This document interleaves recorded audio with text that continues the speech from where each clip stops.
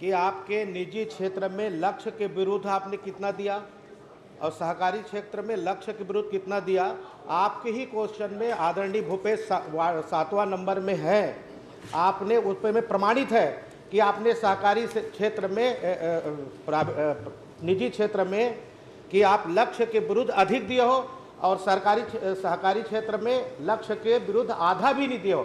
ये आपका प्रमाणित है अध्यक्ष महोदय। आप अगर 7वां नंबर क्वेश्चन में भूपेश बघेल जी का देखेंगे तो आपको स्पष्ट है, आपको बोलने की भी जरूरत नहीं है, यही प्रमाणित है। चलिए ठीक। अध्यक्ष महोदय भैया सेम करने के पहले सुनिए तो मेरे निजी क्षेत्र में इतना क्वेश्चन है। अध्यक्ष महोदय मेरा प्रश्न बचा है, आपका प्रश्न उत्तर आ गया। मैं एक और कि निजी क्षेत्र में नियंत्रक किसके हाथ में है, या मार्केट के हाथ में है, या कृषि विभाग के हाथ में, या अपेक्षा के हाथ में है, ये बता दीजिए। चलिए बैठिए।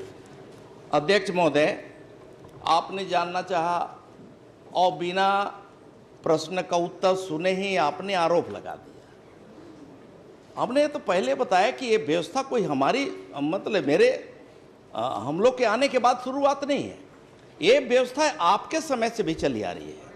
अध्यक्ष महोदय, उसी के तहत हमने डीएपी का यही बोल रहे अध्यक्ष महोदय, डीएपी का जहां तक कुल सहकारी क्षेत्र की बात है तो 64% हम सहकारी क्षेत्र को उपलब्ध कराए हैं, 64%, और 36% निजी क्षेत्र को मात्र दिए हैं। ये स्थिति है अध्यक्ष महोदय। माननीय अध्यक्ष महोदय, निजी क्षेत्र को जो लगातार ये जो प्रोवाइड किए हैं उसमें 1800, 1900, 2000, 2100 में ये खाद बिक रहा है। आज हम लोग के द्वारा धनांगर में जब आपके तहसीलदार, आपके सहकारी बैंक के अधिकारी, आपके डीएमओ सब लोग उपस्थित थे, तब हमने शिकायत की कि फलना दुकान में हो रहा है।